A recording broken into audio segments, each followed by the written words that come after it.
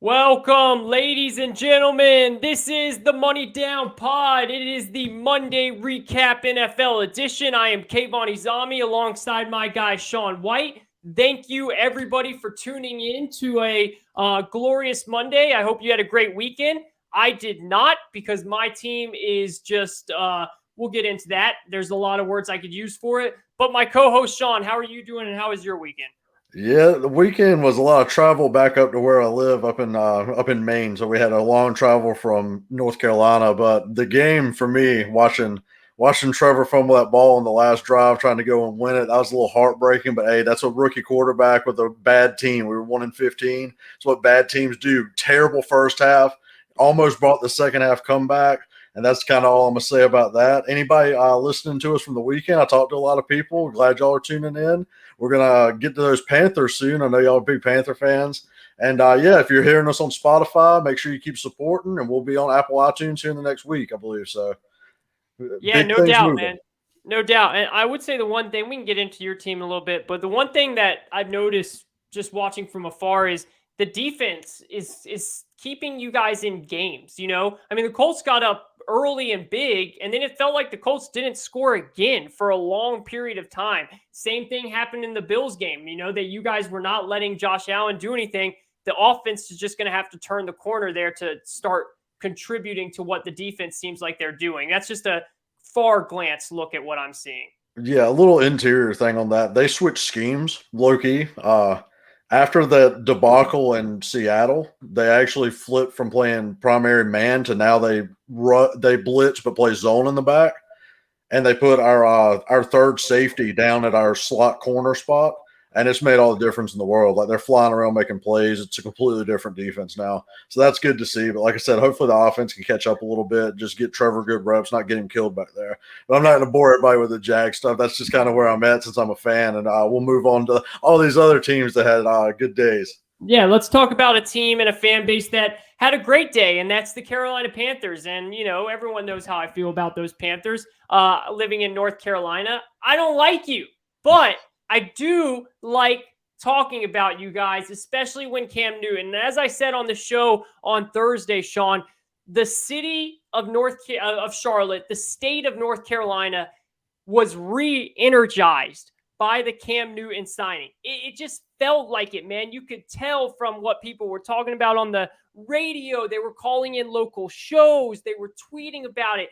The city felt like they were back, even though they were a poor-looking football team with a franchise that was really in disarray when it came to their quarterback situation. They botched it everywhere to Sunday, but because this one guy brings so much electricity, it changes. And it's so true, man. One dude like that can change everything. Now, I don't know if it can change it for a long term, but in a one-game sample size, it really can fire up the team. And it just points that the best was Robbie Anderson. Go look at Robbie Anderson last week. He's screaming on the sidelines at Sam Darnold. To this week, he's taking selfies with Cam Newton, smiling from ear to ear and the post-game press conference. That's what Cam Newton can do to this team. The question is, can he continue to build on what we're seeing? And we'll get into that in a minute, but I know Cam didn't play a lot, but when they put him in, I thought they put him in very smart situations and in situations where it was a really good chance that it was going to be successful. They got his confidence going. They got the team's confidence going. I thought it was really smart play calling by Joe Brady and Matt Rule of when they put Cam Newton in the game. They stuck to PJ Walker, even though Cam Newton did great in those spots, but they made sure to fire up the team in a way. That was good coaching, man. The Panthers did a good job on Sunday. Yeah, they played their butts off. I They mean, did. and they clearly, like you said with Joe Brady, I'm a big Joe Brady believer and big Joe Brady fan. I think he'll be a head coach this year, next year, sometime like that. I mean, he's been doing it with some poor quarterback play and everything, but he's an excellent play designer, and they clearly had a thought and package for Cam going into that game. They knew how they wanted to use him. They knew what they were going to do with him, and they executed well with that. And I believe he's going to be the starter moving forward. I think they're getting him first team reps this week. Yeah.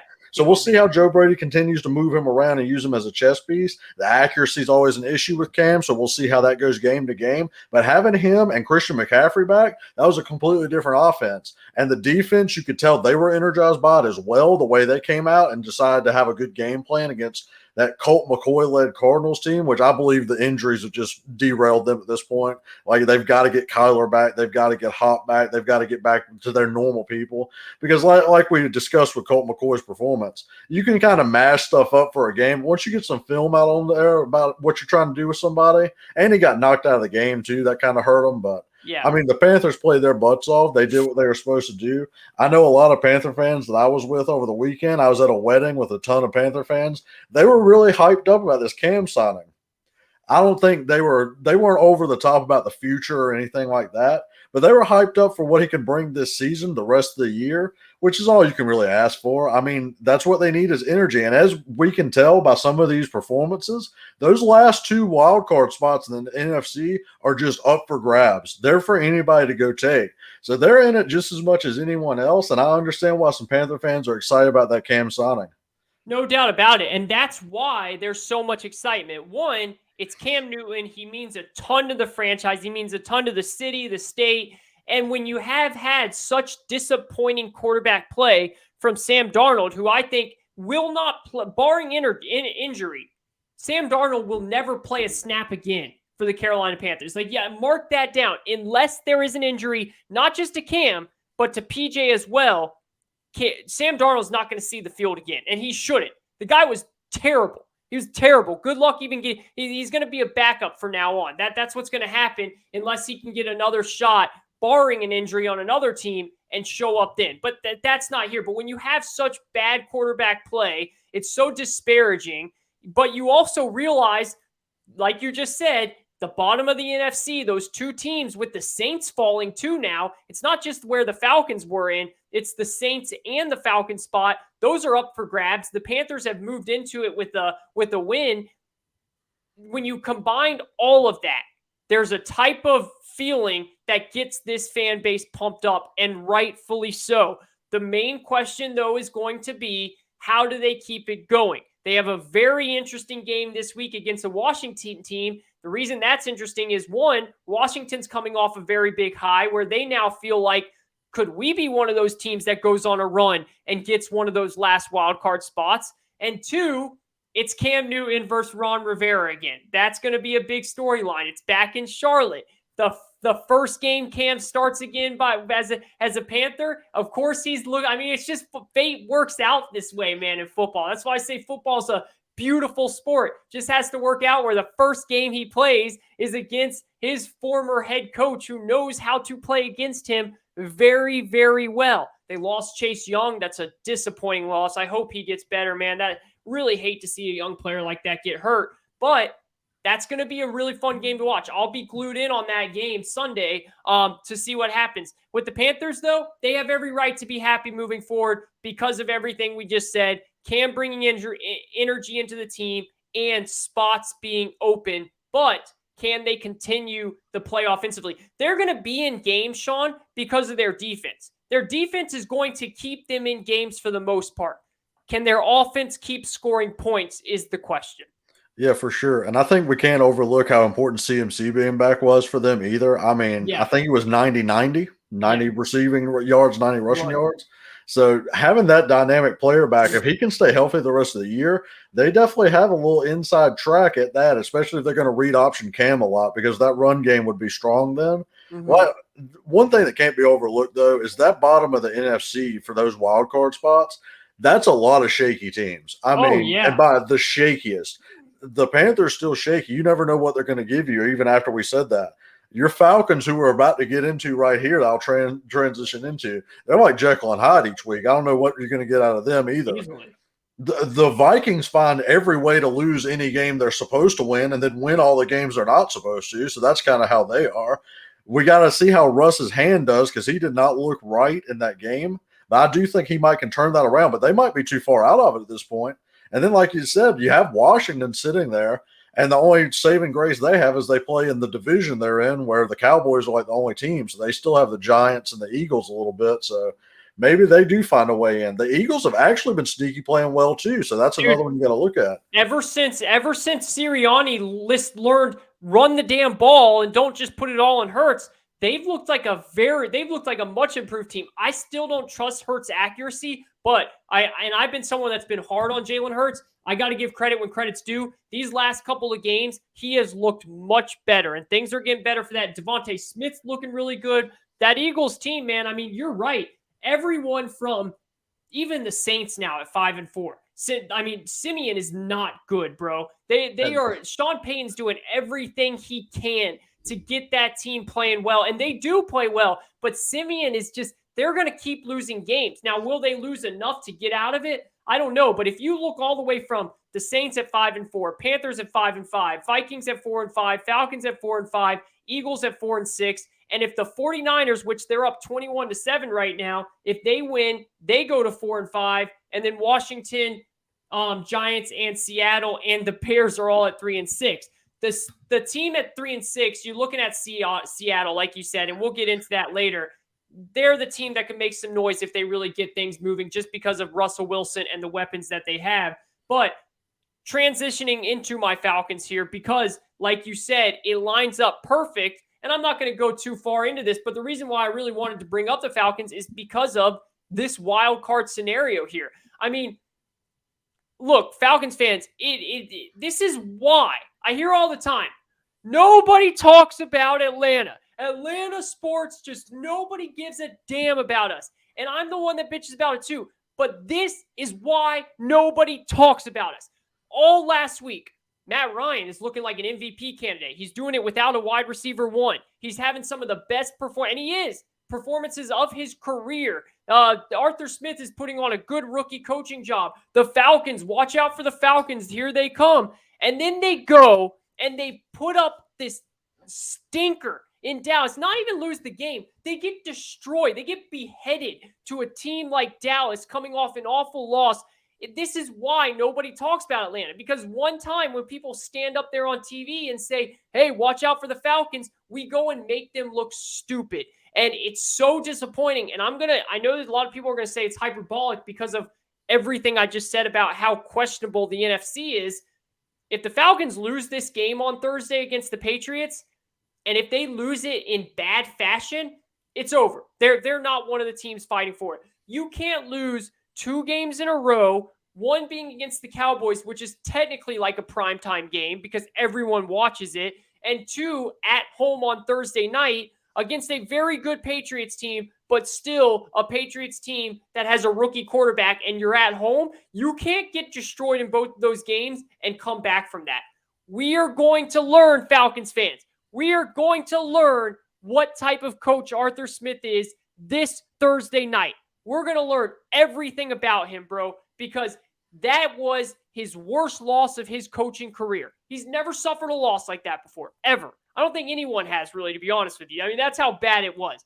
How does he get this team to rebound? How does he get this team to rebound against one of the greatest, if not the greatest head coach ever in Bill Belichick?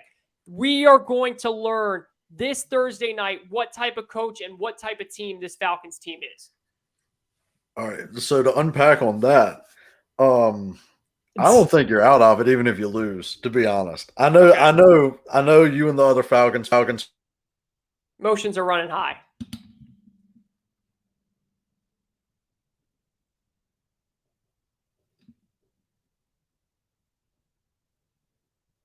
All right. Can you hear me?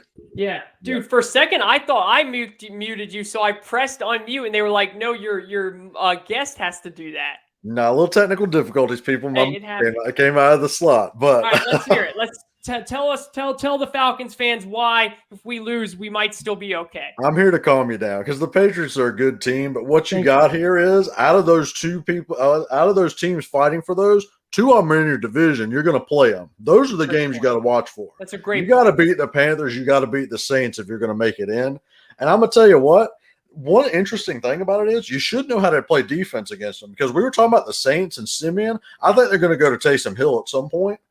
Taysom Hill, Cam, and Jalen Hurts are all going to run about the same type of read option offense. That's a great point. So you should be prepared to play it. You got smoked the week 1 against Jalen Hurts. Yeah. So now you got to come back and remember how you played Cam Newton all those years. Yeah. You got to come back and know how to play Taysom Hill or Trevor Siemian. I think you can still win those games against those two, and winning those is like having an extra game up because you knock them down one each time. That's a great point. I do think you're still in it just because of the division you're in and where the state of the bottom of the NFC is. So that's one thing to watch for, but I do hope to see some improvement Thursday because that was a rough game that you were talking about. I saw some recap stuff, and I know you went in depth with me about it. I mean, you can't lose by 40 in the NFL, against anybody. You just can't do it. It's a bad game right there. It's a terrible game, and I know that the Cowboys defense has improved, and I know the storyline of like a lot of people have to understand. Like I heard a lot of people saying you couldn't even score a touchdown, and it's right. It's pathetic. But the Cowboys were purposely doing everything they could to keep us out of the end zone for Dan Quinn. They were making that a Dan Quinn statement game. But whether you do that or not, you cannot score only 3 points and be an offensive coach as your head coach. Matt Ryan looking great and all that stuff. Everyone looked terrible. He had no protection. We let Michael Parsons look like the best rookie ever. I mean, against us. It was just a pathetic performance, man. It was a lackadaisical, pathetic coaching performance, player performance, all of that stuff. And we're going to learn how they bounce back from it, man. But listen, I don't blame Falcons fans for being pissed off. I don't blame anyone in the media for not wanting to talk about the Falcons anymore because this is freaking why, bro. This is why. And I'm going to tell you this right now. You guys all know I'm at the game on Thursday. If they start to get blown out, I am going streaking on that field because I would rather get arrested than watch that damn team lose like that again. So if you see the cameras turn away because there's a streaker on Thursday night, it's your boy right here. Hopefully I'll be out of the prison cells by Monday so we can recap everything. But I'm telling you, I would rather get arrested than watch that shit again. You heard it here first. Kayvon's going to go streaking if that's the case. The cameras are going to turn, and all the picks I'm going to tweet out for college and NFL on the Money Down Twitter, which you can follow, by the way. All of them are going to be called toll-free from his jail cell to let me know what to put out there on him. We'll put it live on the show. That's just great. But no, one thing I do want to get to about your Falcons, though, because I don't think it should go overshadowed, and it's going to be. It's something we talked about beforehand. Yeah. Everyone's going to be all over Trayvon Diggs again for getting his interception and everything. Yeah. A.J. Terrell's a star. A.J. Terrell, if you watch the game, and Kayvon watched every play in depth, maybe rewound it a few times or two, he covered Amari Cooper, blanketed him good. I think he had 3 catches on the day, and I believe it was only 1 on Terrell the whole time. 1 on Terrell. Yeah, CeeDee Lamb went off, but it wasn't to Terrell's side. So A.J. Terrell is a star corner in this league. And they're throwing away from him, even with great receivers on his side. And while Diggs is getting all the pub for all the picks he gets, which I understand, you might make mistakes like he does and blow a touchdown here or there, but getting the pick back is always important. So I understand where 2 things come from. But when it comes to lockdown corners, A.J. Terrell's right up there with the best of them. You just ain't going to hear anything about it because they lost by 40. Exactly. And yeah, exactly. No, we talked about this on the last show too, and thank you for giving him props because he deserves it. And I get it. It's a league it's a fantasy football league now. You want to see picks, you want to see that. AJ Terrell's doing his stuff. They literally were just looking at CeeDee Lamb, and that's where it comes into where you just don't have a good roster. Because on the other side of Terrell, it's just not good, man. It's just not good. And when you have a guy like CeeDee Lamb, you're going to get burnt when you have other guys out there. But it is very nice to know that we do have one guy that is able to hold up his side of the thing. Shawn, let's switch things up here, man. And I actually do want you to dive into this real quick. And I know you didn't watch this game, but I want you to give your thoughts on the Cowboys. And I know you're throwing you off guard here a little second because we didn't talk about that. But I was just thinking about it, and I was like, we probably should talk about the Cowboys here because yes, it was a terrible performance by Atlanta, but you also have to give, and as much as I don't like to do this, you got to give the Cowboys credit. They came to play. They were coached well, especially on Dan Quinn's side of the ball, and they had one of their worst losses in a long time. Look, that score last week was 30-16. Mike McCarthy kept Dak Prescott in there with 4 minutes to go when it was 30-0, just so they didn't get blanketed, just so they didn't get goose egg. So that score was really 30-0. They just got 2 quick scores at the end because they were trying everything they could. They bounce back from that, and that's impressive. That's a team that's good. That's how you know that's a good team. What are your thoughts on the Cowboys? The Cowboys are right where they should be, if I'm being honest with you. I mean, you can chalk whatever up to just a bad game. Teams have them. Maybe Dak was a little rusty coming back, didn't really trust the injury. Maybe he was just coming back and getting his feet wet again. I mean, you have games like that in the NFL where you just get blown out. I mean, the Falcons just had one against them. But what Dallas did was they came back like all good teams do, like the Bills did after losing to the Jags last week, came back and absolutely put a hurting on the Jets. Those two teams are still contenders in my mind because they showed exactly what you need to show if you're a great team in this league. You have a bad game, you look a little off, burn that tape, don't even worry about it, come back, thrash your next opponent. That's what both of them did. That's what Super Bowl contenders do. I should have picked the Cowboys really with the 8. The 8 was just a big number, and I was giving the Falcons their props. But honestly, that was the right line on Vegas. They kind of knew it was coming. I mean, they did it with the Bills too. Like I said, it's just those two teams came back in ways that they should have. And while I didn't get to see the whole game, they handled their business like they should have. And I didn't take them out of my contender list last week. It was just a weird game, It's just a weird game. It happens. I mean, there's always cause for concern on overreaction Monday, like everyone does. But when you come back and make a statement like that, they're going to be in it for the long haul. And I expect to see them competing for that NFC championship game, maybe making it, or at least get these top 4 teams in the NFC are really toss-ups, to be honest. The top 5, actually. With that one wild card, it's going to be good. I expect to see them at the end. They're going to play a heavy role in these playoffs. No doubt about it. The Cowboys deserve their props, but like I like to say with some of these teams, for the Cowboys, it's not about what they do right now. They've shown us they're clearly a good team. They've got it's time to show it. It's been too long since they've made real noise in the playoffs. They got to show it in the playoffs, and they for sure have the roster and the quarterback to get it done. So we'll see what happens from here. Shawn, let's move on over here to let's go on to the Seahawks Packers game. I know we wanted to hit on that real quick with Russell Wilson. He didn't look good. It's the first time ever in Russell Wilson's NFL career that he didn't score, that they didn't score a single point. That's mind-blowing. I'm shocked they couldn't even get on the board. What were your thoughts on that game? Yeah, I had Russ in fantasy too. I thought he was going to come back after that 19 hours a day of rehab he was doing. I figured he was going to be ready to throw. But no, I mean, there's obviously some rust going on there. I think Aaron Rodgers actually had some rust on his side too. It's just he's a little bit further along. Everyone's back in sync with them a little bit quicker, I think, just because of the experience and the system and everything. I think Russell Wilson is something you got to watch this offseason. I believe we talked about that because something ain't right there in Seattle. And whether it's him or Pete moving, I kind of feel like it's time for a divorce between those two. Agreed. That was definitely the type of game you could see that happening because he just didn't look right at all. I know the hand, it's always tricky being able to grip the ball and everything, but the offense just couldn't move. And the Packers defense is solid. Don't get me wrong, but you expect Russell Wilson, DK Metcalf, Lockett to at least be able to put some points on the board, move the ball down the field some. And they couldn't even get it going at all. It was something strange to see, and that's something to monitor here in the future. I do believe Russ will be okay. I think he'll shake off that rust. I think DK will have his head on straight this next week, and they'll probably come out and actually play way better. Don't know how they're going to do about winning because that team, something's out of sync with them. And I do want to pay close attention to that moving forward and into the offseason because that's something definitely to watch about a quarterback maybe wanting to get out of somewhere unless his coach is fired because I think that Pete Carroll relationship's kind of run its course. No doubt about it. Look, and I think you said it best, and it's what we talked about before the show. I'm not really as much intrigued about what the Seahawks do these next whatever so games. I'm intrigued about what happens this offseason.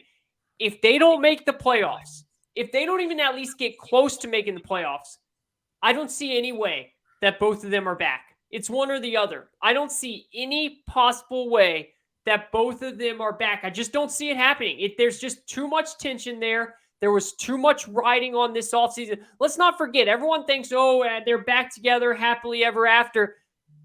Russell Wilson literally had his agent tweet out the exact teams he would be willing to go to. You don't just have an agent tweet out specific teams if you're not seriously thinking about forcing your way out. There's still some stuff there that we have to watch. And look, you're talking about this week. They play a Arizona Cardinals team that just got their butt whooped. And if the Cardinals get back Kyler Murray and DeAndre Hopkins, they're sitting there looking and saying, we're starting to see that that NFC lead, that stranglehold we've had at the top, that's starting to slip away now that we have 2 losses. They're going to come into that game like they need to win it too, man. That's going to be a really, really interesting game to watch if Arizona gets their players back. If Arizona doesn't get their players back, if Seattle doesn't win that game, then they might as well cut the ropes now, because that will be a disaster. But that's going to be, if Arizona, and I hope they do, because that's going to be a game that both sides of the ball are really, Arizona's going to want to stomp their neck on Seattle and in their season, because if they lose this week, they're done. They're not catching back up, while Seattle's going to be playing for their life. That's going to be something fun to watch. Oh, yeah. Seattle has no margin for error at this point. They have maybe one more loss than they can take, and it can't be next week. Like, they've got to start getting some momentum going. So that's going to be a game to watch for sure. Especially, I love watching Russ and Kyler play because they're almost the same player. I swear, every game is so fun between those two, man. Every single game. And they both have like star receivers everywhere. It's just Russ doesn't have an offensive guy over there that you can trust, like, coordinating.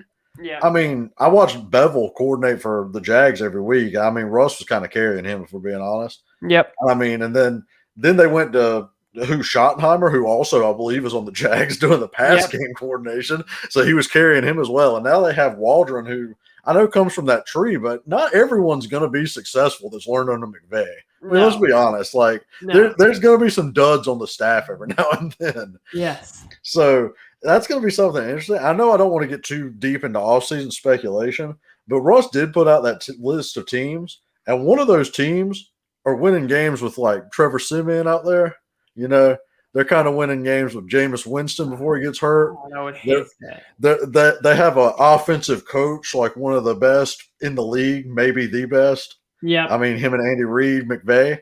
So watch out for them Saints with that roster they have. You said that there's a lot of Panthers fans that watch this show too. We don't want to hear that shit. All right. We don't want to hear any of that right now. Get that nonsense out of here. Yeah, I'm already on the edge. Are you just trying to push me out of this window right now? If Russell goes to the Saints, bro, I can't watch football anymore. Like, it's a great call by you, and you're just being you're just doing your job here by throwing out those good takes. But no.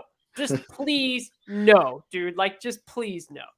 Well, I mean, out of the 4 he listed, that's the one he can go to. So now that the Bears drafted Fields, it's not. Yeah, the Bears have Fields. Carr and the Raiders seem pretty entrenched. I mean, Carr is basically the freaking PR guy out there. Every time something bad happens, he's the one talking. And I'm not gonna lie, man. He does a well job at that. He kind of makes me like root for him by the way he handles that stuff really well. You know, that's a Colin Cowherd type guy, which I love Colin Cowherd, but you know how much Colin Cowherd loves guys that can, like, handle themselves in front of the microphone. That like that's like his thing. That's why Colin likes Carr. I mean, he's really good at that. Yeah, and then Dak ain't getting traded with that $40 million. So I mean, that's one team on his list left. Yeah. So I mean, I'm just making the connection there that everyone would make. No, I get it, and it will be interesting to see. Yeah, I know if that happens, I'm gonna have to look out for all my Panther friends and you. I'm gonna have to console all of you badly because then you got Sean Payton with his. I mean, I'm gonna be honest with you. Russell Wilson's more dynamic than Drew Brees ever was. So I mean, for sure, that's not even close, dude. And if anything goes wrong, even if they lose Michael Thomas, if anything goes wrong, he's used to throwing to Doug Baldwin and Lockett and all them. So anything goes wrong, he'll hit that check down to Kamara too, real quick. I mean, that's a scary one to think about. So we'll see how that goes in the offseason. Like I said, I don't want to get too deep into offseason speculation with the season going on, but we were talking about it with that. With Russ just doesn't look happy up there. So if him or Pete, one of them is going to be on the move. And if it's Russ, out of the team he's named, that's just off the information we have. That's the one that would need a quarterback, and they know how to make it work with the cap. So no doubt. No, you're spot on, bro. That it's a great point. We'll see what happens, and it's something we talked about before the show. You just got to watch Seattle moving forward. Can they make a run? Because, look, everything we're saying is true, but we also can say that this team is damn good enough to make a run, especially with what we just talked about with how weak the NFC is towards the bottom.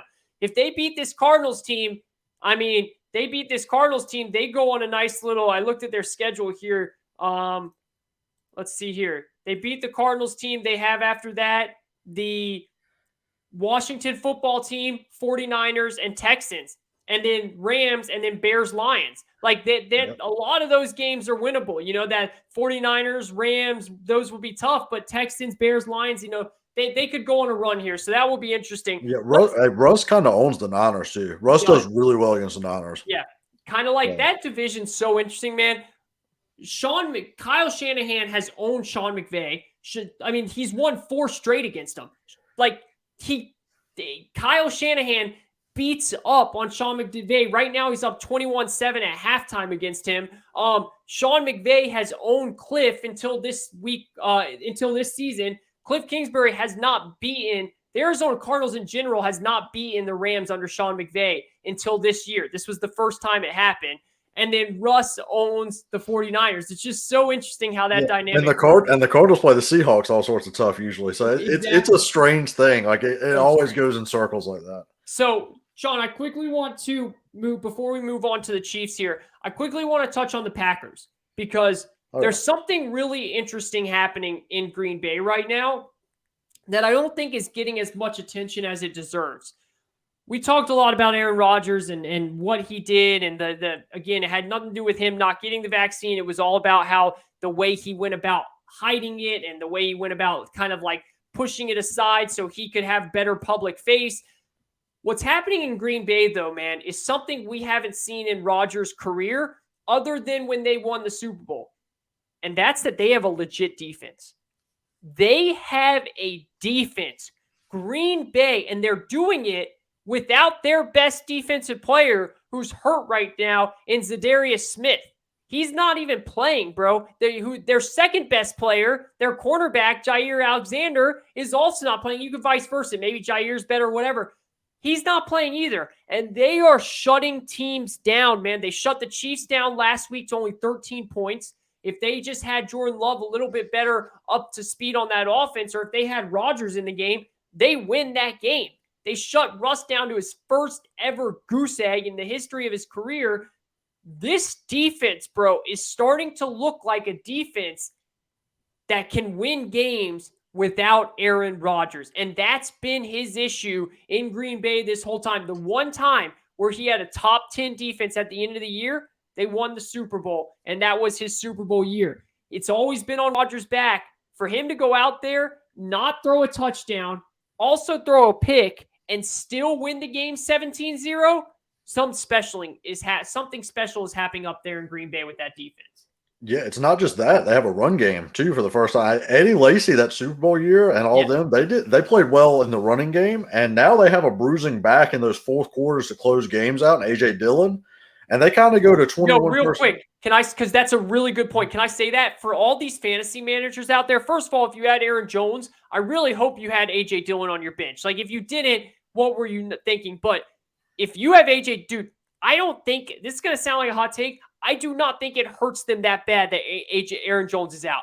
I think A.J. Dillon's legit, bro. Like you said, a bruising back. He is turning into someone. I think he is going to be – I don't even know why they paid Aaron Jones now that I'm watching this guy. He looks good, bro. He looks like a up-and-coming star running back. Sorry, it was a great point, so I wanted to say that.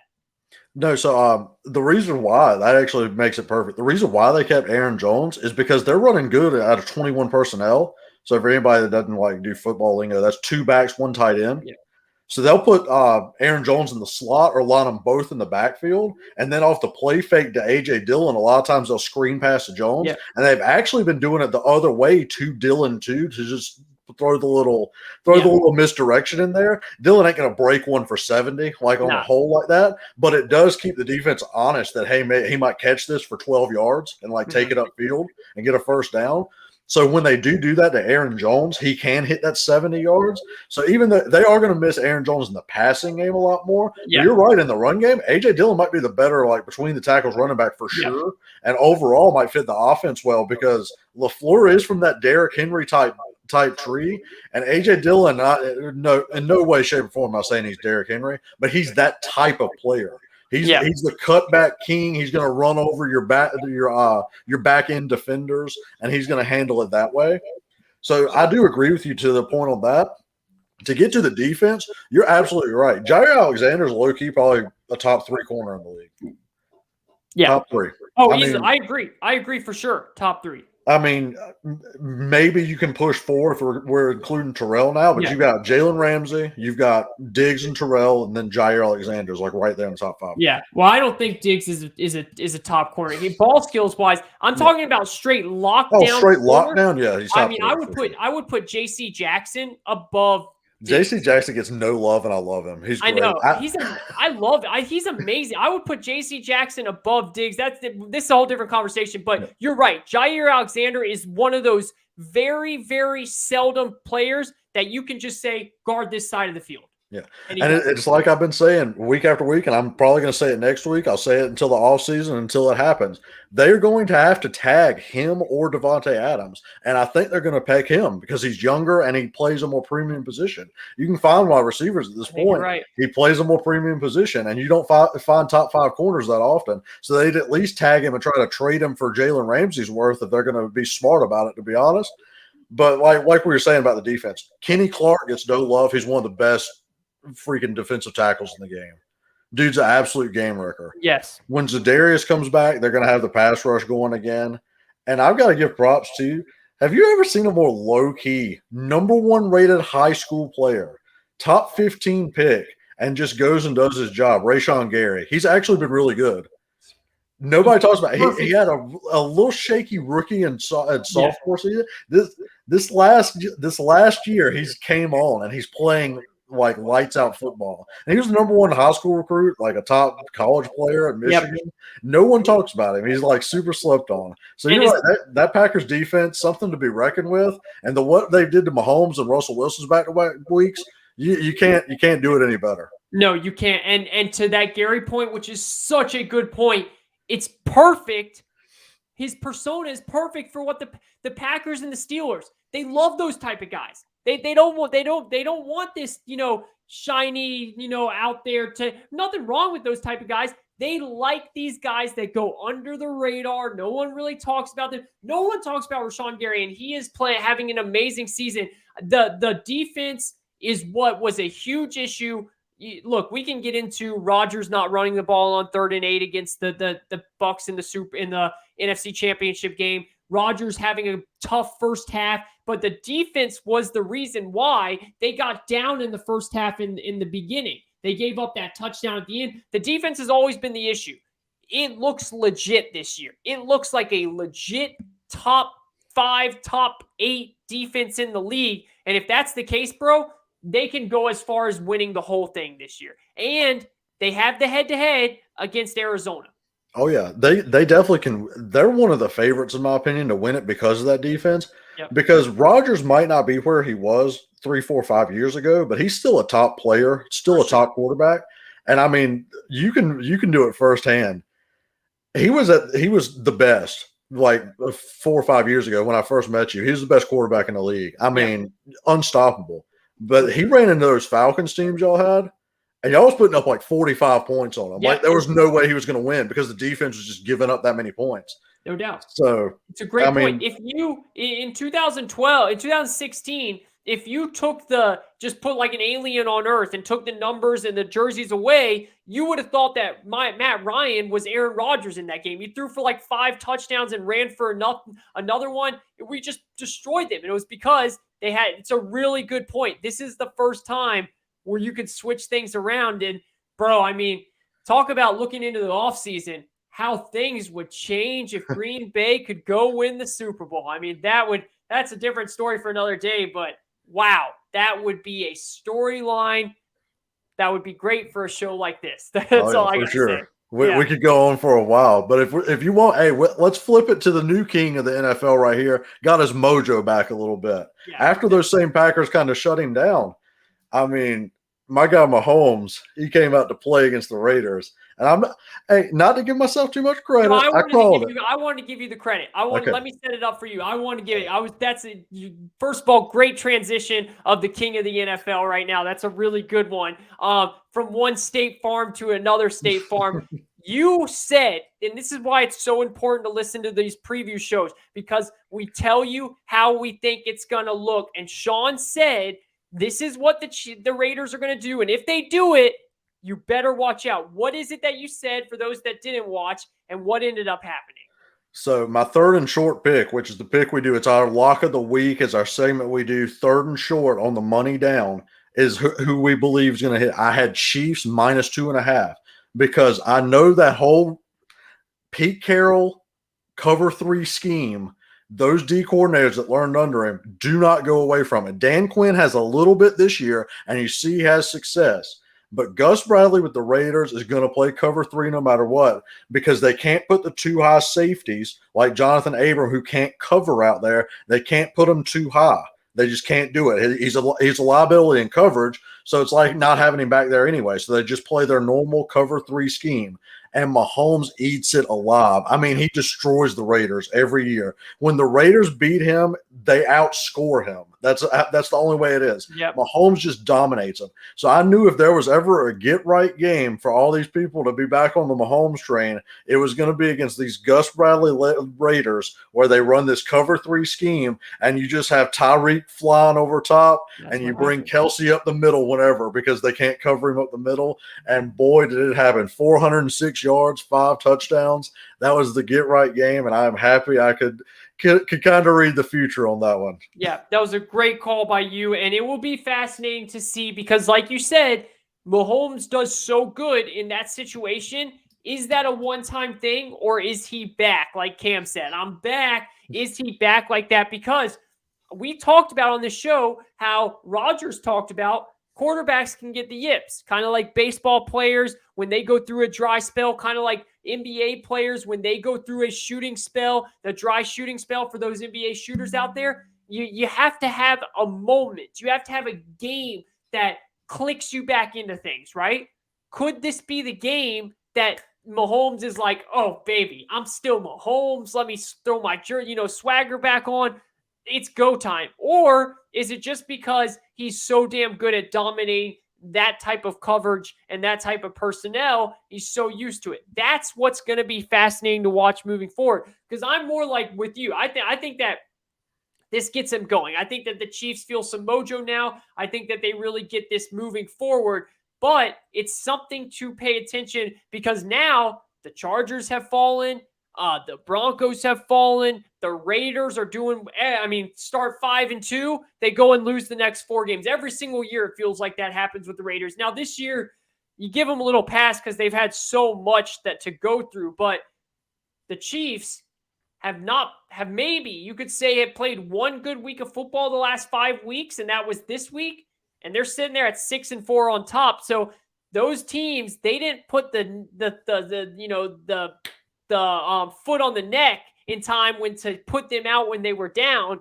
They kept them around, and now if the Chiefs have their mojo back, I don't see anyone catching them in that division. I just don't think it happens. Yeah, I actually think he got his mojo back that last throw of the game to seal the deal against the Packers. Yeah, I mentioned that a little bit too. That felt more like his kind of throw, and I feel like maybe after that he gave an exhale. He was like, "Okay, that's me. We're going to get it going." And I mean, Mahomes is always going to put the ball in danger a little bit. But the way he hit it, 35 of 50, I mean, he was on fire. He was perfect. He was playing perfect football. And I do think he'll transition it. Quarterbacks go through this sometimes. Yeah. I mean, Brady had a bad game off a bye against the football team. I mean, I expect him to bounce back at some point. I don't think he fell off a cliff by any means. No. It's just you got to give these quarterbacks some room. I mean, it's hard to play. Hard to play in the league for sure. And they're going to have a good test against Dallas this week, the Chiefs. I can't wait to see that. I was just about to say that's the 4:25 Fox game. Look, man, they've got Dallas, then they've got 3 division games in a row. Broncos, Raiders, Chargers.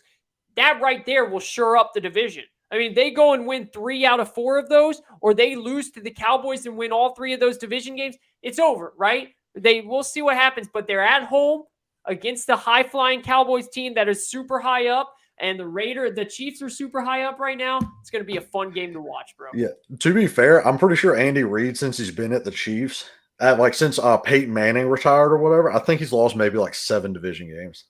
It's something crazy like that, like against the whole division. That's a stat.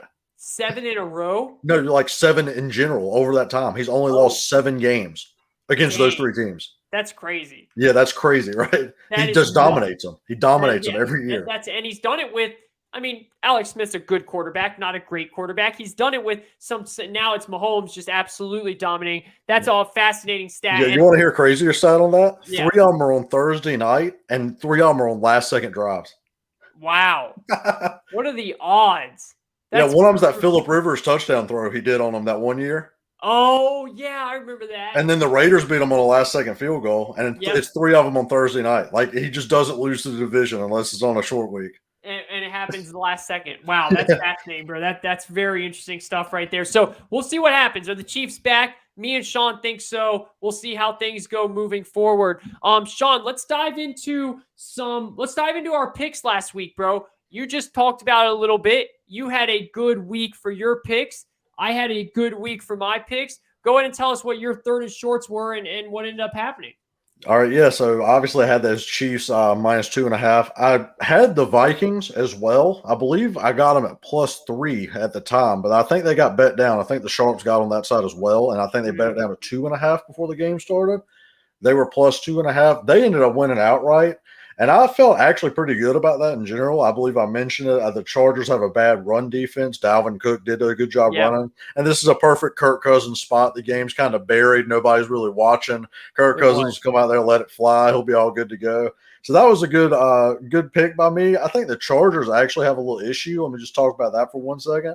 Chargers got to get back right a little bit. Yeah. Staley came out all hot with these 3rd and 4th conversions. That was obviously going to fall down. They were converting like 90% or something through the first 3 weeks on 4th down, and it was like a high 70s or something on 3rd. That's obviously regressed to the mean how it should. You're not going to be able to do that the whole year. No. So they're going to have to find a new little wrinkle. They're going to have to find some run game because they're not getting a good run game going. Also, they're going to have to get Mike Williams going. That's their ex-receiver in that Joe Lombardi, Sean Payton scheme where that Michael Thomas broke his records in. And Mike Williams plays that position, and 4 for 32 is not going to do it at that position at all. So they got to find a way to get him back involved how he was those first few weeks. I'm not necessarily going to say the Chargers aren't going to make the playoffs or nothing, but it is a little worrisome what I'm seeing out of them on a week-to-week basis. And I think they need to do some improving, if you will, and talk about that right quick. Yep, no, I completely agree, and it's to exactly your point. They're not getting their stars involved anymore. Mike Williams isn't getting involved. Keenan Allen's not doing that much. Austin Eckler's not. The first couple weeks they were using Austin Eckler as a receiving back majority of the time. They barely pass him the ball that much anymore. They run it with him a lot. He's such a great threat out of the backfield. They got to start using him different. They've got to start getting Mike Williams involved. I still think they're a good team. I think that they're not a great team. I think they're a good team. I think they're a well-coached team, but they're going through a slump. Let's remember, Brandon Staley is a rookie head coach. How does he coach them out of this slump? That's what I'm going to be excited to see because unlike the NFC, the AFC, there's not as much room for error. You got to keep winning these games if you want to stay in your division race and in the wild card race because there's some really good teams fighting for all of those spots. So great point by you, something we got to watch. Oh, yeah, for sure. They got to keep it in there because that whole division's above 500 and that they're in. Then on top of that, you got the Colts coming up here trying to challenge for a wild card spot. They've been on a good win streak now after winning yesterday. Yeah, I mean, you got some AFC teams out there. The Browns are still alive. I mean, you got the Steelers, who I know they tied with the Lions, but they didn't have Big Ben. I mean, you got them still alive. The Ravens are obviously going to take the lead in that division right now. The Bengals are still out there kind of lurking around. The AFC is a lot of teams that are about 5-4 in that range. So somebody's got to emerge, and the Chargers better watch out on that. But so not to get too technical, but real quick, what I was saying about Joe Lombardi. If you watch the Saints play, I know a lot of the Panthers fans watch him. He's from the same offense. So when Kayvon says they're not getting Eckler involved as a receiving back, imagine the Saints not really throwing to Kamara that much. Yep. Like, you can't imagine it. No. I mean, Kamara and CMC is like 2 of the best receiving backs. Eckler's right behind them. For sure. Unless you start throwing it to him out of the backfield. That's like if Michael Thomas was healthy and playing. What, you're not going to throw him slants all game long? That's what he does. You got to get Mike Williams involved. And I think they'll get it turned around. But, again, there's some growing pains with the rookie coach and a second-year quarterback. I just wanted to point that out a little bit because they were everyone's darlings in the first first few weeks. They got a little bit of stuff to correct on that. No, it's a great point, and it's going to be fascinating to see how Brandon Staley and that team really bounces back from this type of you could see what the slump that they're going through. So Shawn said he did great on his picks, won both the third and shorts. My picks, I just had the one. I had the Patriots -2.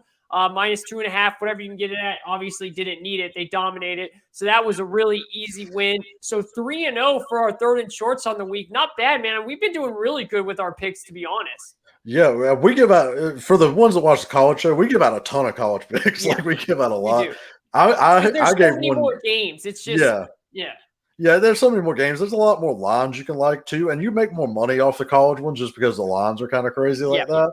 Exactly. But I didn't have as good a week in college this week though. Purdue kind of screwed me over, losing by a ton to Ohio State. So any of my Buckeye fans out there, you came and handled your business. I thought Purdue would at least keep it within 20 and get me the money for that, but I thought so too. I thought that was just a outrageous line, but once again, Vegas knew what they were doing with that one. That was pretty fascinating to watch. Yeah. And if you follow us on Twitter at the Money Down, I tweeted out some of Kayvon's favorite picks for the weekend. Yep. Make sure you hit that follow on there. See our picks for the weekend because Kayvon was on fire with those picks that he tweeted out. They were great. Definitely follow along. I like to see lines, a lot of them last second too, where I'll maybe an hour or a day before, and I'll text Shawn and be like, Shawn, tweet these out. So again, at Money Down Pod, it's worth the follow. Trust me, there's a lot of good stuff we put out there. A lot of maybe bigger plays in terms of +200, +300 that are hard to get, but sometimes we can hit on those. It's worth the follow for sure, and we have fun with it, and that's what it's all about, man. There's no doubt about that. So I know that we won the Boston College pick. I hit on Minnesota, ended up tying, but if you got that at +6, which a lot of people did, you won that. If I got it at +5, so I didn't win that bet. I pushed on it. They lost by 5. And then Arizona State, we also tweeted out, which they lost. They were covering with 30 seconds to go. They let Washington score a garbage time touchdown. That ended it. So it is what it is. But overall, good day, good week. Yeah, and one big thing where we were actually talking on the college pod, Kayvon was ready and looking for that Tennessee Volunteers number, and I actually called the number ahead of time. I thought Vegas was going to put that at 17. They put it at 17. Kayvon still liked it. Vegas, Kayvon, myself, we were all dead on that. It was a push. They scored exactly 17 points. It was perfect that you said that. I was like, man, maybe because it's the Rams defense, they're going to put it down to 13, 14. I said, if it's that, hammer it. And Shawn was like, I think it's going to be higher. I think it's going to be 17. I texted him like one day later when the lines came out. I was like, bro, you were spot on at 17. I ended up saying, you know what? Screw it. Put it out there. I think they're going to be dude, they scored 10 points in the first half, I think it was. And I was like, this is easy money. And then they didn't score another touchdown until garbage time to end up pushing. Yeah, so the story on that is, like I said, I was at a wedding with a bunch of people that I know and everybody. Like, congratulations, Mike and Natalie, by the way. Yeah. But so we were at the ceremony, and when it was cocktail hour after, when they go to take pictures, they had TVs at the bars where you go get your drinks. Yep. I walked in and I was with one of my friends, and I was like, let me go see what this Tennessee score is looking like. It was like they had 7 already. I was like, oh my God, it's first quarter. That thing's going to hit that over. They've already scored on Georgia's defense. We were out there. We had dinner. We were dancing a little bit. I came back to the bar to get another drink. It was like the fourth quarter. They had 10 points. I said, I know. What happened? Bro, I was like, this is easy money, man. I was like, let's freaking go. Like, we got this in the bag. They scored on their first drive of the game pretty much. And I was like, okay, this is kind of what I thought would happen. And then Georgia's defense showed up. Georgia's legit, man. We'll get into this in the college show when we have time. But Georgia, it's them and everyone else far, far behind. But yeah, so I guess the last game we really are going to hit on is obviously what your third and short was, and that's going to be both sides. We have the bad, which is the Brown side, and obviously the really, really good, which is the Mac Jones, Bill Belichick Patriots team. Yeah, I mean, they came and showed out. The Patriots came and dominated that game like no other. I mean, the defense, we all know Belichick's going to scheme you up, especially if you're a young quarterback, especially if you're a somewhat limited quarterback the way Baker is. Baker's more of a spread the ball around type guy, a little limited in his movement ability back there. And if you're a statue, Belichick's just going to light you up the whole game. And he did. He came after Baker. He got those interceptions. He got it going. But the real story here is what everyone else is talking about. That's Mac Jones' play. Yeah. And I mean, I'm not as big of a Mac Jones lover as everyone has been. Again, if we redrafted, I'd still take him third. That's no hate on my part. That's just what me personally, look for in a quarterback. But he has been so accurate, and McDaniels has drawn up such a good game plan. He gets the ball where it needs to go, on time and accurate. And they move the ball and score, and that's all you can ask an offense to do. And they put up points at a rapid rate. Those turnovers get the short fields. He comes out. He doesn't turn the ball over. He brings them right down the field, scores on you, just steps on your neck and ends the game. That's what they do, and it's just respect to that coaching staff and respect to Mac Jones as a rookie quarterback, making no mistakes and running the offense the way he needs to. Yeah. So, first of all, let me just say this. You talked about Bill Belichick and his scheme. I think this is his best coaching job ever, man. Oh, and a lot of people out there that sit there and say, Kayvon, you're an idiot. He won 6 Super Bowls. Guys, it's different. He had the greatest quarterback ever in 99% of the world's eyes. Like, this is a job he's doing with a rookie quarterback. They were in a slump earlier in the year, and the talent around the rookie quarterback isn't amazing. It's the best coaching job I think Bill Belichick's ever done in his career. And why I picked the Patriots to win this game is because Baker Mayfield's terrible in man-to-man. Bro, he is not good playing against man-to-man. And I knew why Belichick's so good is he takes away the run game, and he's going to make Baker beat them. And Baker is just not good enough to beat a Belichick scheme defense. He's just not, man. It's just not that many quarterbacks are. We might see on Thursday that Matt Ryan's not good enough to beat it. We really might. An undermanned Falcons offense like the Browns were, we might end up seeing that. Belichick does something where he's going to make you beat them with your quarterback, and unless you have a quarterback like a Deshaun Watson or something like that, he's going to make Baker beat him. Baker couldn't do it. That's what ended up happening. And then to the offensive side of the ball, like I said a couple of shows ago, if I was redrafting, I would take Mac Jones at number 2. And I'm someone that's high on Mac Jones, but I wasn't. I was a Trey Lance. I was obviously Trevor Lawrence, Trey Lance, and then I was Justin Fields and Mac Jones together. I take Mac Jones above all of them other than Trevor Lawrence right now. I just think that I understand it's the scheme and the system, and that has a huge part to do with it. Would he be this good on another team? I don't think so.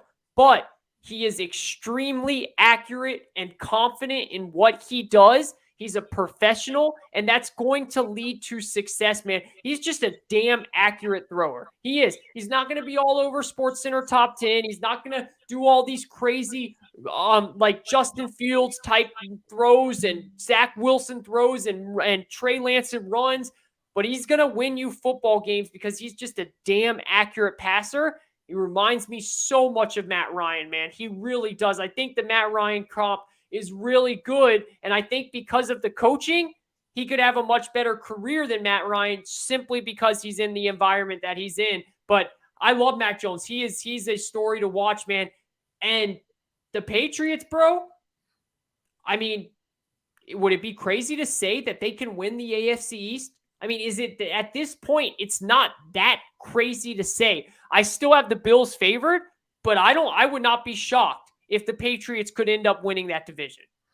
Josh Allen still has his struggles against Belichick. Yeah. Belichick's just, you can't give him enough credit. I know everyone already calls him the greatest of all time, but I mean, and if you want to talk about coaching, I know the coaching job he's doing is great this year. Look at that team last year to even go 7-9. I mean, that's a coaching job in itself.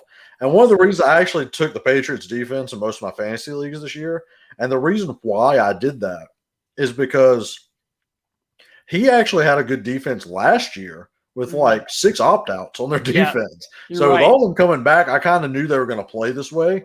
And the schedule's breaking well because they're playing a bunch of young quarterbacks too, which helps out a lot. He just dominates them. He confuses all the young quarterbacks. He locks up the man-to-man on the outside with those 2 corners, and then everything else in the middle is just so confusing for them to see from pre-snap to post-snap. It's just something else. When it comes to Mac Jones, that what you talked about with Matt Ryan, I do think that's his high end.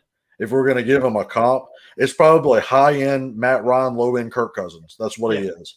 And I mean, like I said, it's all on your personal preference. Do you like that? If that's what you like, if you can go win games with that, build a team around him to win a Super Bowl, then yeah. I just kind of lean toward the talent guy for me to carry a team. That's just kind of what I look like. But I mean, I understand where you're coming from with Mac, and he's definitely doing his job on that point. The other thing to look at, I also had this kind of epiphany I wanted to throw at you a little bit. The Patriots are lucky they didn't sign Odell. And let me explain why. I've kind of determined that these receivers that are like kind of diva-ish, that just get tons of separation but kind of know that they're the truth. Yeah. They just don't fit with quarterbacks like Mac Jones. They don't fit with Baker. It's a type of quarterback thing. Unless you have this hybrid of a player like a Julio Jones that was with Matt Ryan, where Julio not only was the deep guy, he was the intermediate guy. Yeah. He was the short yards guy. He was everything. He was all-around receiver. These more accurate type processing quarterbacks need to spread the ball around, and they need like a bigger X guy, possession guy, and that's their number one that they need. So unless you have a hybrid like that, I think Mac Jones fits perfectly in that system. I think that's the type of like receiving core that those types of quarterbacks need. Whereas more big arm guys need the separator so they can get it downfield to him. They like to see it come open a little more and just rifle it in. So I did kind of make that comparison really watching Mac Jones and Trevor Lawrence play, the difference between the two of them. Mm-hmm. Mac Jones just needs a type of possession guy. He's accurate with the ball, reads coverage quickly, and does it. Whereas Trevor Lawrence, these big arm guys need to see some more separation, especially in the earlier years. That's why Diggs works well with Josh Allen, and that's why somebody like Michael Thomas worked well with Drew Brees. So that's kind of just an overarching take I had on that I wanted to throw out there to you to maybe react to a little bit. Yeah, no, I think it's an interesting point. I think it's a good point, and I think you're right. I think maybe that they're not. I would say that I think Odell especially, but I do think if you gave Mac a guy that – because I think Odell is specifically someone that does need – he needs the ball thrown to him in space. You know, he needs either the deep pass or the – if you can give Mac a guy – and I understand Julio's the exception to this, but I think Mac would thrive with a Julio Jones type of player. I think it would be interesting to watch. I think Mac is so smart that he would eventually make it work. I don't know about Odell. I think you're right on Odell, but a different type of receiver that's somewhat like Odell, I do think he could make it work. I just think he's good, man. I think he's a good football player, and he's smart enough and accurate enough. But I understand the point completely, and we'd have to see how it played out. I totally get it. Like, Kirk Cousins makes things work with Justin Jefferson, but Justin Jefferson is like a Julio Jones where he can run all of the routes in that type of route tree. Yeah, Jefferson's more of like an intermediate separator type. Yeah. If you're going to throw contested, he'll catch. Whereas it didn't work with Diggs well because Diggs goes over the top the whole time. Exactly. So, yeah. Exactly. Yep. And that's what I completely agree. And I agree with you that Mac Jones isn't that type of guy that's going to just be able to throw it over the top. He'll hit it here and there, and he has shown his deep ball is pretty good. But to make it where Odell's going to be happy, you're spot on about that. That's a great point. Yeah, that was just something that came to me kind of watching it because then I watched our game where we get no separation, and I'm like, well, Trevor would thrive with Odell separating 4 yards down the field and just hitting him. Yeah. So it's kind of a give and take thing. It's just something I came up with kind of watching. You know, you get takes every now and then watching multiple games. No doubt. Yeah, it's a good point for sure. I like what you're saying. Let's end on the Browns here. I know we want to just real quick. Are you worried about the Browns? Are you worried about what we're seeing? I mean, to be honest with you, man, I don't think they're a playoff team. I think that's odd. I don't think they're a play. I just think there's so many other teams in the AFC right now that I would rather take than them. And I'll give you all the teams that I would take over the Browns. And you can tell me if you agree with me on this. I would take, obviously I'm taking the Titans, the Bills, the Ravens, the Chiefs. I'm taking all of them over the Browns. I think that to me, that's common sense. Like, that's not even a debate. to get into the ones that are debates, I would take the Patriots. They just showed you that. I would take the Chargers. I would take the Colts. I really would take the Colts over That's the where I'm Browns. shaky on that. That's I'm where a you're little shaky shaking. on that. Okay, Mhm. I would take the Colts. I don't know if I would take the Raiders or the Bengals. Those are the Bengals I would take before I saw what the Browns did to them a couple of weeks ago, and that's where it worries me a little bit on that. I just think the Colts are a better team than some of those teams up there, but no doubt I'm taking the Titans, Bills, Ravens, Chiefs, Patriots, Chargers, and I think I would take the Steelers too. The reason why the Colts actually feel like the same team to me as the Browns. That's fair. Both have like shaky decision making quarterbacks. So if we're being honest, Carson Wentz is just more talented, but he makes some questionable decisions. Yep. But they both actually go as their running back goes. When Chubb is in the game, it's a completely different Browns team, and the Colts go as Jonathan Taylor goes. That, I mean, just from watching the game Sunday, Jonathan Taylor had 100 and some yards rushing in the first half, and they were putting up all sorts of points. Yeah. The second half, the Jags made the adjustment, literally just all out stopped Taylor, and they couldn't score. Like they barely scored on the team anymore. That's the same thing with the Browns. They're Jekyll and Hyde. Without Chubb back there, and I mean without Hunt to back him up, because obviously the 1-2 is completely different. But without having both of them back there, they just can't move the ball. I mean, Ernest Johnson's good and all. He had a good first drive, but then Belichick was like, "No, we ain't doing that no more," and stopped that the rest of the game. Yeah. So that's where I think they're like both the same team. And the Bengals are kind of in this weird, are they too young right now? Do they need another year? And then the Raiders are in dysfunction land, so that's where they're at. So I think they're all kind of in a sweeping area with all those teams, like you said, and that's going to sort itself out like the bottom of the NFC. I think, to be honest, what's actually happened is the AFC and NFC have a clear divide at what their contenders are, and we can pick them out right here and now. And that's what's going to happen when it gets to the playoffs. I agree. That's a great point, and that's why this season's going to be so fun from here on out, the second half, because we're going to be watching what those top teams are doing, then we're going to be watching what those bottom teams are doing too, and who can sneak in from there. Great stuff, man. Anything else you want to say before we head on out? No, I think we're all good. Just make sure you give the like, comment. Hey, if you're listening for the first time and you talked to me over the weekend, give a comment, man. You had something you want to hear from us. I know we had a lot of sports talk and everything. We're happy to talk about it and respond with you. Just give a comment and everything. We'll be on iTunes here this week. And if you're on Spotify, just keep listening. Thanks for everything. Yeah, no doubt. For all of you that have been listening to us since show one, we appreciate you. We thank you so much. Keep coming back. For all of you that are new, thank you. We hope you liked it. We will be here every week, so, tune on in. I'm telling you, like Shawn said, if you have something you want to talk about, not only will we talk about it, we will give you a shout out. We'll talk about your point, your comment, and we'll make it worth your while. So let us know at Money Down Pod on Twitter, at Kayvon Izami, at Dumpster Fire Fan. This is the Money Down Pod, episode number 12, baby. Getting into the big 12, double digits. We'll talk to you guys later in the week. Have a good one.